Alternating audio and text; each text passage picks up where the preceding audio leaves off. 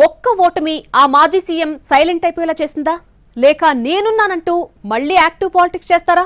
Serious రాజకీయాలకు చాలా రోజులు దూరంగా ఉండి ఎన్నికల ముందు ఎంట్రీ ఇచ్చి ఓడిపోయిన ఆ లీడర్ మనసులో ఏముంది? ఆయన గురించి రాజకీయ వర్గాల్లో జరుగుతున్న చర్చ ఏంటి? ఇంతకీ ఎవరా మాజీ సీఎం? ఏంటాయన పొలిటికల్ స్టోరీ? Let's watch.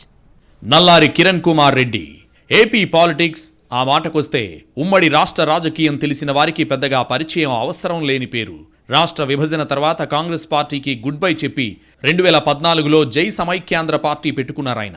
2018లో దాన్ని రద్దు చేసి తిరిగి కాంగ్రెస్ గూటికి చేరారు. సొంత గూడైనా అక్కడ ఇమడలేక 2023లో కాషాయ కండువా కప్పేసుకున్నారాయన. బీజేపీలో చేరిన కొత్తల్లో కాస్త హడావిడి చేసినా ఆ తర్వాత సైలెంట్ అయ్యారు మాజీ సీఎం. ఇక ఉన్నట్టుండి అనూహ్యంగా రాజంపేట పార్లమెంట్ అభ్యర్థిగా తెరపైకొచ్చారు.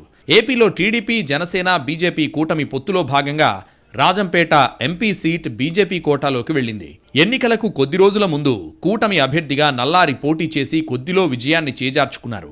వైసీపీ అభ్యర్థి మిథున్ రెడ్డిపై పోటీ చేసి మెజారిటీని భారీగా తగ్గించగలిగారు కిరణ్. రాష్ట్రమంతా కూటమి గాలి వీచినా రాజంపేటలో మాత్రం ఆ ప్రభావం కనిపించలేదన్నది స్థానికంగా ఉన్న అభిప్రాయం. 76,071 ఓట్లతో గెలిచారు వైసీపీ అభ్యర్థి మిథున్ రెడ్డి. అటు రాజంపేట పార్లమెంట్ సీట్ పరిధిలోని 7 అసెంబ్లీ సెగ్మెంట్స్కు గాను 4 కూటమికి దక్కాయి. మరో 3 చోట్ల వైసీపీ అభ్యర్థులు గెలిచారు. కిరణ్ కుమార్ రెడ్డి సొంత నియోజకవర్గమైన పీలేరులో వైసీపీ అభ్యర్థి కంటే అత్యధిక మెజారిటీని సాధించినా చివరికి ఓటమి తప్పలేదాయనకు.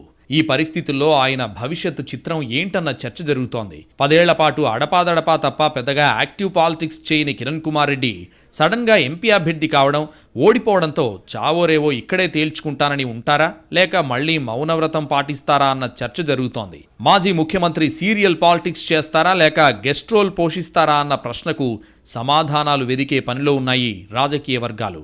అయితే కేంద్రంలో బీజేపీ మళ్లీ అధికారంలోకి వచ్చింది. రాష్ట్రంలో కూడా కూటమి ప్రభుత్వమే పవర్లో ఉన్నందున గతంలోలాగా లైట్ పాలిటిక్స్ చేయకపోవచ్చని, వ్యవహారం సీరియస్గానే ఉండొచ్చంటున్నారు పొలిటికల్ పరిశీలకులు. మ్యాటర్ తేలాలంటే మరికొద్ది రోజులు ఆగాలన్నది వాళ్ళ వెర్షన్.